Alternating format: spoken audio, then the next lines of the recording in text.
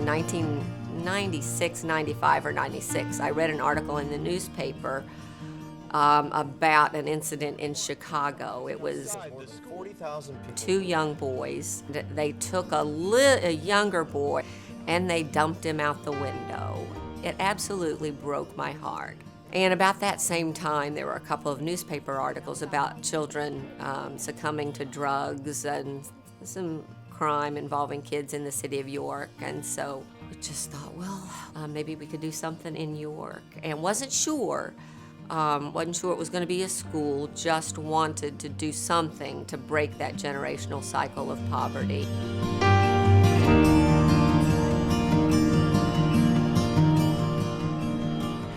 She was very troubled by the Cabrini Green incident, and she was praying for somebody to partner with her. And at that point, I just started talking to my husband about, what, we need to do something. I mean, let's look at it on paper. It didn't look like a good business plan. If you had these two women that didn't have any educational experience coming to you and asking you for, to support something, I would have been skeptical myself. But it's not how God works. God doesn't use, what looks great on paper all the time. He wants to get the glory for what he does, and that's what he did with this. There wasn't a blueprint of how to do this, so we just shared stories and encouraged each other and continued to do that. We started the school, I guess, a year and a half, 2 years later, with 14 kids. So Daryl was one of many of our kids, and he came in, very shy. His grandmother, who brought him to Logos, talked to us about a lot of his issues, and there were some emotional health issues that he had. And just to see him struggle with some things that he was having to struggle with, at home. We finally got him diagnosed, I guess he was about 8 years old, that he had Asperger's, and also that he had a mobility disability with his hands and his feet. As we progressed with finding out about the Asperger's, we realized that he had panic attacks, anxiety attacks, and severe depression. The one doctor we took him to that was going to be his doctor with the Asperger's immediately wanted to put him on medications. And I was like, no, we're going to try something else. Socialization was a very, very difficult thing for Daryl. In the beginning, when I found out that Daryl had these disabilities, I worried, would Logos accept this? Would they keep Daryl? We wrestled sometimes with some things, but she was open to hear from us, and we were open to hear from her, and we both wanted the best for Daryl. And so over the years, it hasn't been easy for him, for his family. It hasn't been easy for us.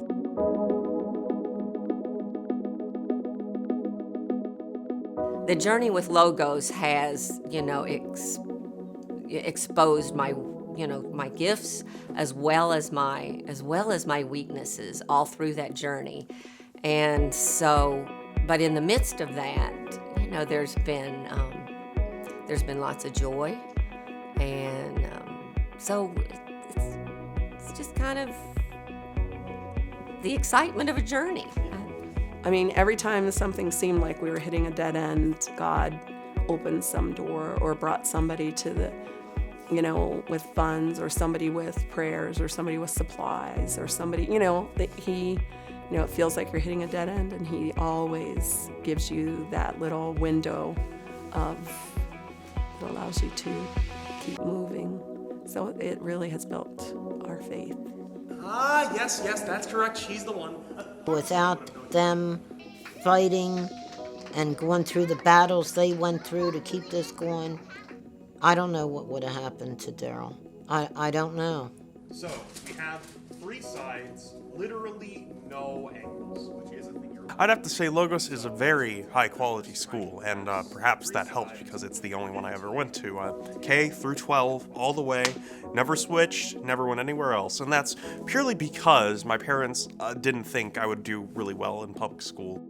In the next few months, actually, I'm going to be going to York College of Pennsylvania to be a computer scientist. They've helped me become a well-spoken young man who is, does his best to uphold a moral code of some form of some sorts. It makes the what some would see as the weak, it makes them into the mighty. It takes the downtrodden and makes them into the happy. I could go on with comparisons like that all day, but essentially you see my point. We wanted our school to look very colorful and to have a wide range of ethnicities and socially, all kinds of different kids from all different places within the community interacting and loving each other and growing up together, so that when they gather around the table, it's not uncomfortable.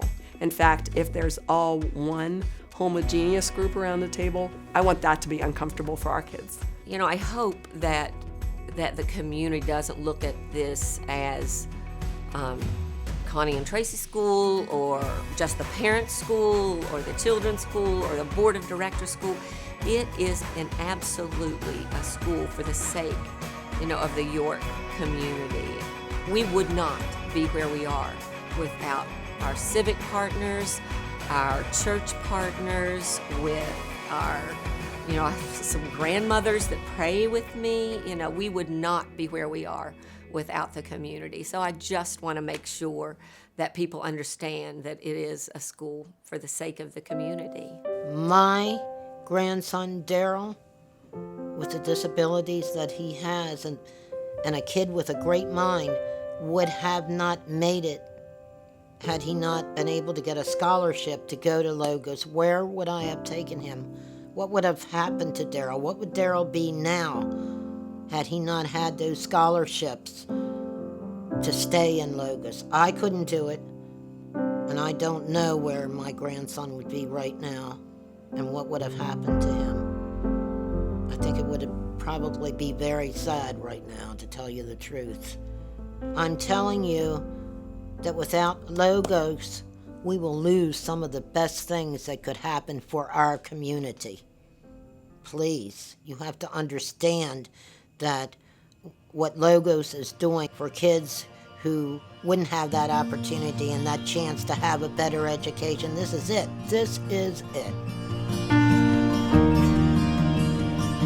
If Logos can help a kid who has 2 incredibly serious mental issues with them like I did, and logically should not be able to succeed, and Logos helps that kid and you don't support it, I think you're insane. No offense to the donors out there, but I think that's keenly why you should support Logos. It helps those who should not have a chance to succeed. And I don't just mean mentally, I mean economically too. Logos is willing to help those who don't have a high income at their home. It's no matter what struggles they've dealt with, no matter what, Logos is willing to help those kids and make them succeed. It takes about $44 a day to support a Logos student. Drop in the bucket for some, maybe a little costly for others, but it is manageable. And so if people are supporting Logos, if they're supporting people like me who shouldn't be able to succeed, and, I think it would be a really good investment to put money into Logos. If you come and see what we're doing and interact with our children, you will see amazing. You will see life in our children. You will see hope. You will see possibility. Listen to the stories about the kids that are the education system that's failing, the kids that one by one are circling and going down the drain. And the remedy to that, it is not difficult. I'm no brain surgeon, and it's not difficult. It's providing a good education in a loving environment, giving kids the hope of Christ, the belief that they are loved beyond their imagination, and there is something and someone bigger than them that they can have hope in, and that they have gifts that are for their flourishing and for the flourishing of their community. Every single child is is waiting for something like that, and we're just giving it to them. So it isn't complex, it isn't impossible, other than the fact that we need you to invest in it. We need you to invest in it. And so you have to make up your mind. You have to come and look in the eyes of our children. You have to come and hear them say that I can be a doctor, a preacher, a mother, a fireman, all of those things. And once you do, then you make up your mind, but I don't think it's a hard sell.